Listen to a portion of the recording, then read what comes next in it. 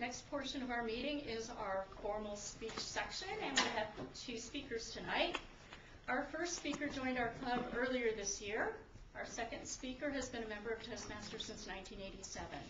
I think you will enjoy what each one of them has to say.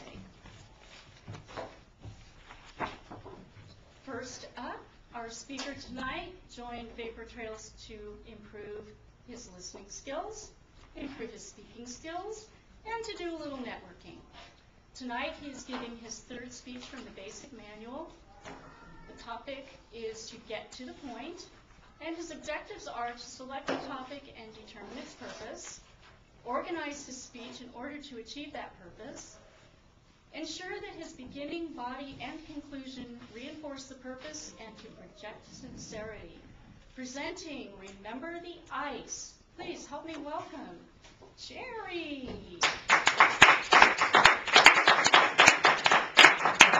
Thank you, Madam President. There is power in the clarity of your articulation. My general purpose tonight is to just suggest to you to be very careful of your word choices. Piebald, for instance, may not be appropriate in every situation. Specifically, I'm going to introduce to you a book that I think you'll truly enjoy, and I'm going to suggest that you remove from your active vocabulary 7 words.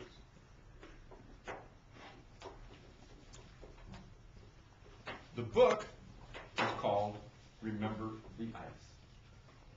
It's written by a linguist named Bob Nicole, a very brilliant man. My favorite quote out of that book is, "There is power in the clarity of your articulation." Isn't that beautiful? The book talks about empowering speech versus disempowering speech, and it makes a list of words that we should really want to avoid. There's 7 of them. And the reason, there's actually more, but he lists 7 as the first start. And the reason we want to avoid them is because they muddle the message.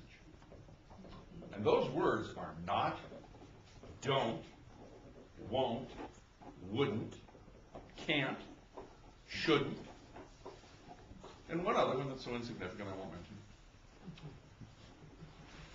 Let's talk a minute about empowering versus disempowering. Anybody ever here have a boss for a jerk? Aha! 2, 3, 4. Good. This is the guy who comes down the hall and says something to you like, "Paul, are you ever on time? Why are you always late?"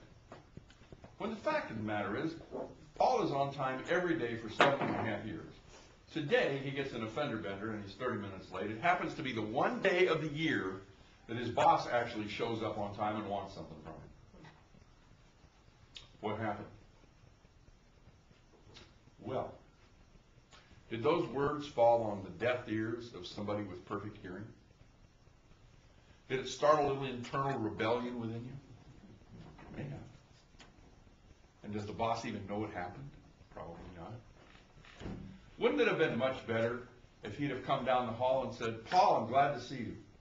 I know you're always here on time, but today you're not. Was there a problem? Is something wrong? Can I help?" Now, I'll tell you a story. I actually saw a woman attack a 4-year-old child by saying, "Can't you do anything right?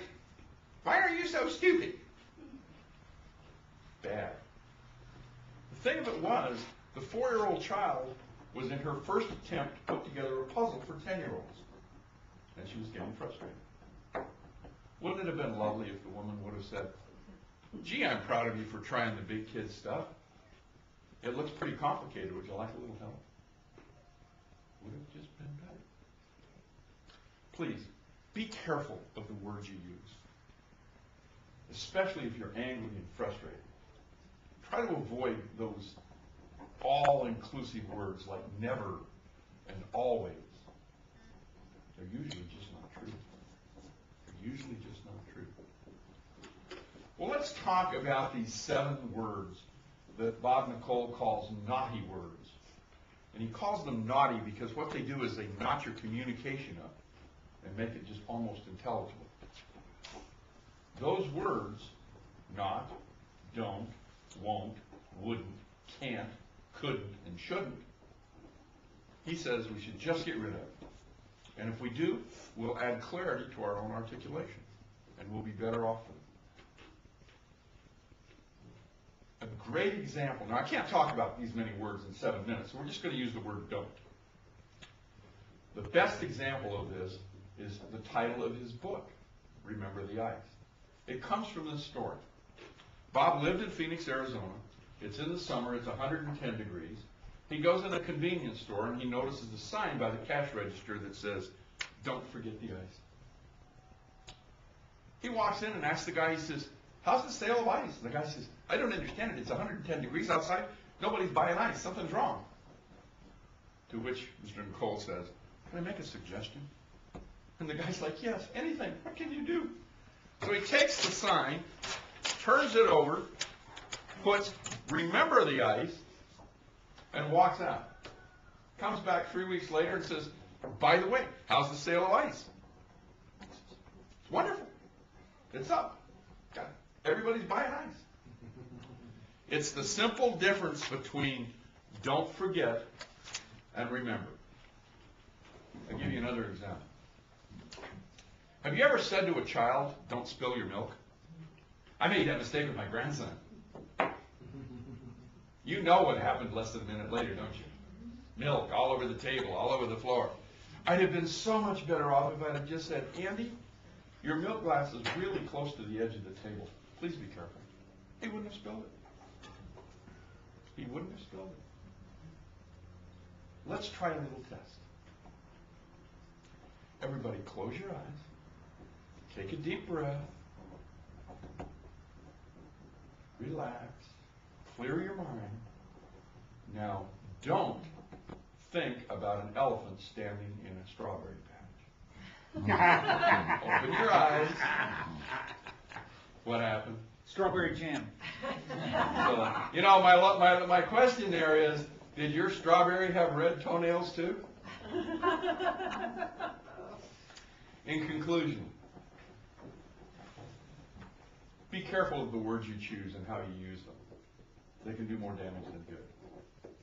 And if you want to read a good book, Bob Nicole's Remember the Ice is really, really a very interesting read. And a way that I can improve my articulation, and perhaps you can improve yours, is just get rid of those 7 naughty words. It's a lot to do at one time. So pick one and start with it. I believe I will choose don't. Madam Toastmaster?